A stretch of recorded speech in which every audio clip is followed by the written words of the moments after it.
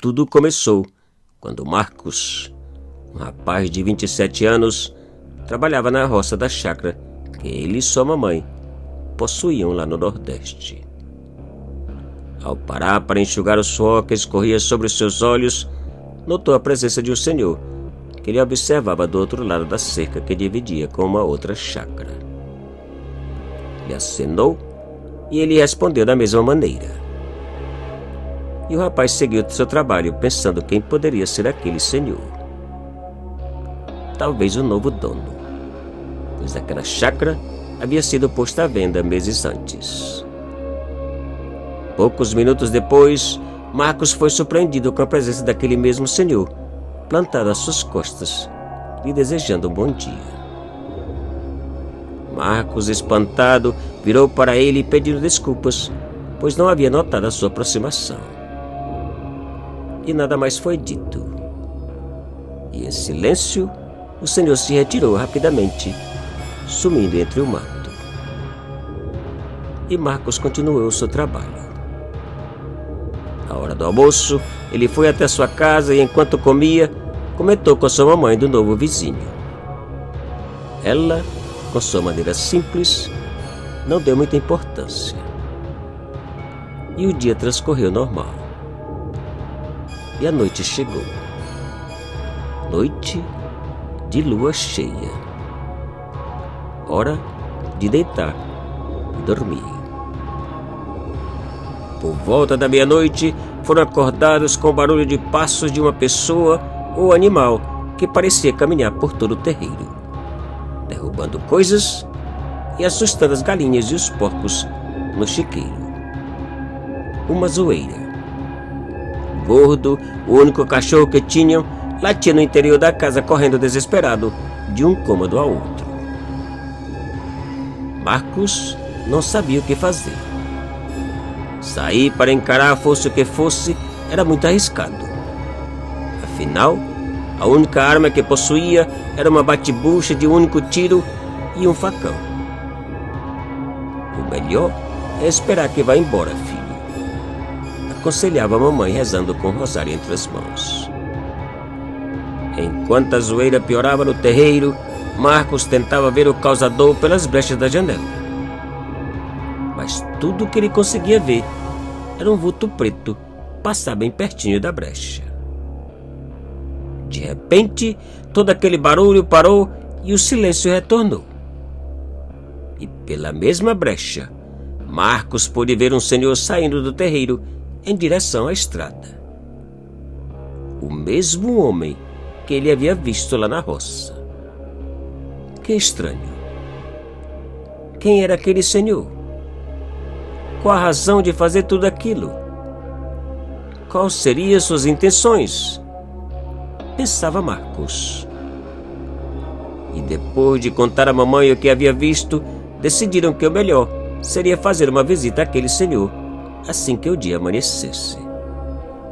E pouco a pouco, eles e o Goro se acalmaram e voltaram a dormir. Quando o dia amanheceu, notaram que várias pegadas grandes e estranhas haviam sido deixadas por todo o quintal. Pegadas que Marcos jamais havia visto.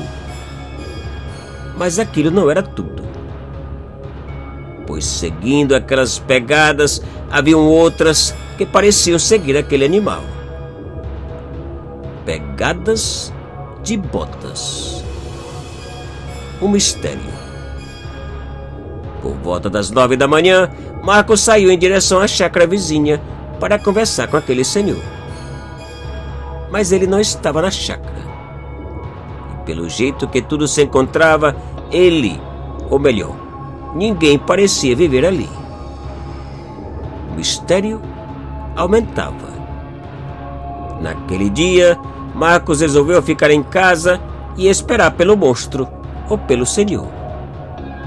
E o dia passou. Nada aconteceu. E mais uma noite chegou. A lua parecia clarear mais que nunca. Da mesma maneira que na noite anterior e por volta da mesma hora, algo ou alguém parecia rodear a casa mais uma vez.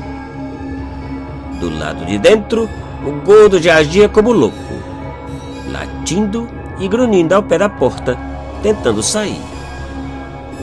Do lado de fora, as galinhas e os porcos pareciam enlouquecidos. Marcos, nas pontas dos pés, foi até a janela e, pela mesma brecha, viu que o animal peludo e horrível se encontrava parado no meio do terreiro e olhando em direção à porta da casa. Agora podia vê-lo por inteiro com a claridade da lua. Peludo, enorme e horrível. Seus olhos vermelhos brilhavam e assustavam. Um pavor. Que animal era aquele? Pensava Marcos, apavorado. E naquele instante, parecendo notar a presença de Marcos na janela, o estranho animal se dirigiu até a porta, rosnando de uma maneira aterradora. O pavor aumentava. Parado no meio da sala, Marcos tentava acalmar a mamãe, ao mesmo tempo que gritava, tentando assustar aquele animal. E não parecendo dar ouvido aos gritos de Marcos, o monstro arranhava e batia contra a porta. O pavor era quase insuportável.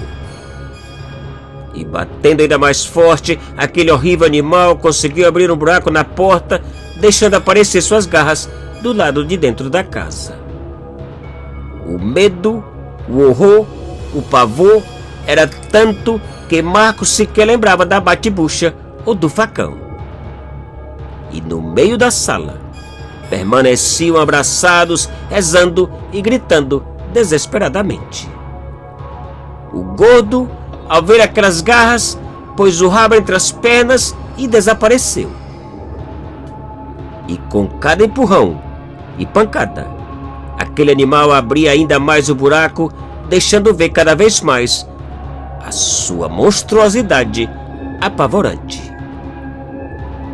E quando parecia que a porta ia ser destruída e que o fim era inevitável, o monstro sumiu e, como um milagre, tudo acalmou.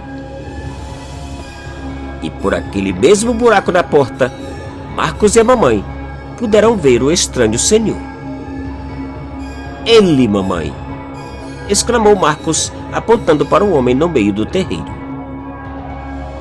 A mamãe, ao ver aquele desconhecido, pôs a mão na boca e, em voz alta e agarrada ao rosário, rezou ainda mais alto e mais forte. E o senhor se retirou, e a paz finalmente voltou. Mas eles passaram a noite em claro, esperando por um outro ataque, que, graças a Deus, não aconteceu. Tão logo o dia amanheceu, um dos vizinhos amigos apareceu para dizer-lhes que haviam matado um lobisomem naquela mesma noite. Segundo ele, o lobisomem era um jovem rapaz que trabalhava em uma das chácaras da redondeza. O monstro havia sido eliminado. Depois que o amigo saiu, Marcos virou para a mamãe e, com um aspecto meio assustado e curioso, lhe perguntou: "E aquele senhor, mamãe? Como se explica a presença dele? Quem é ele?" E com os olhos cheios de lágrimas, a mamãe lhe abraçou e, em voz baixa, respondeu: meu filho querido, aquele senhor era o espírito do teu finado papai."